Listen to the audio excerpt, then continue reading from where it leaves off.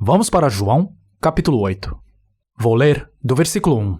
Jesus, porém, foi para o Monte das Oliveiras. Ao amanhecer, ele apareceu novamente no templo, onde todo o povo se reuniu ao seu redor, e ele se assentou para ensiná-lo. Os mestres da lei e os fariseus trouxeram-lhe uma mulher surpreendida em adultério. Fizeram-na ficar em pé diante de todos e disseram a Jesus: Mestre, esta mulher foi surpreendida em ato de adultério. Na lei, Moisés nos ordena apedrejar tais mulheres. E o Senhor, que diz? Eles estavam usando esta pergunta como armadilha a fim de terem uma base para acusá-lo. Mas Jesus inclinou-se e começou a escrever no chão com o dedo. Visto que continuavam a interrogá-lo, ele se levantou e lhes disse: Se algum de vocês estiver sem pecado, seja o primeiro a atirar pedra nela. Inclinou-se novamente e continuou escrevendo no chão. Os que o ouviram foram saindo, um de cada vez, começando pelos mais velhos. Jesus ficou só com a mulher em pé diante dele e perguntou-lhe: Mulher, onde estão eles? Ninguém a condenou? Ninguém, Senhor, disse ela. Declarou Jesus: Eu também não a condeno. Agora vá e abandone sua vida de pecado. Entre os judeus, se alguém cometesse o pecado de adultério e fosse pego, se houvesse duas testemunhas definitivas do pecado, o culpado era simplesmente levado e apedrejado até a morte. Na época de Jesus, um dia, ele estava ensinando no templo e os judeus trouxeram a ele uma mulher que havia sido pega em flagrante cometendo adultério. Nesse momento, provavelmente, todos devem ter vindo com uma pedra na mão, e eles disseram a Jesus: Moisés disse que devemos apedrejar esse tipo de mulher. Eles odiavam Jesus, e por isso perguntaram a Jesus sobre esta mulher para ver o que ele diria. Se ele dissesse que ela deveria ser perdoada, eles diriam que isso violava a lei de Moisés. E se ele dissesse que ela deve ser apedrejada, eles zombariam dele e menosprezariam seu apelo diário de amor. Mas quando lhe fizeram esta pergunta, ele disse: Se algum de vocês estiver sem pecado, seja o primeiro a atirar pedra nela. Aquele entre vocês que nunca pecou em sua vida, seja o primeiro a atirar pedra nela. Onde no mundo você encontraria uma pessoa assim? Essas palavras têm um significado extremamente profundo. Nesse caso, não há uma única pessoa qualificada para apedrejar outra pessoa. Isso significa que é somente diante de Deus que uma pessoa é pecadora.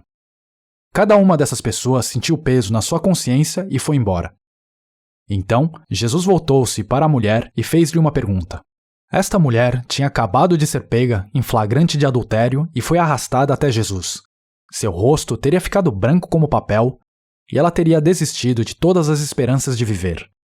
Foram necessárias apenas algumas palavras de Jesus e o pátio do templo ficou em silêncio e todos foram embora. Há um significado extremamente profundo nisso, mas não vou abordar isso agora. Jesus disse à mulher: Ninguém a condenou? Se uma pessoa fosse condenada, seria apedrejada até a morte. Ser condenado significa ser sentenciado à morte. Quando Jesus perguntou a ela: Ninguém a condenou? Ela respondeu: Ninguém, Senhor. Então Jesus disse: Eu também não a condeno.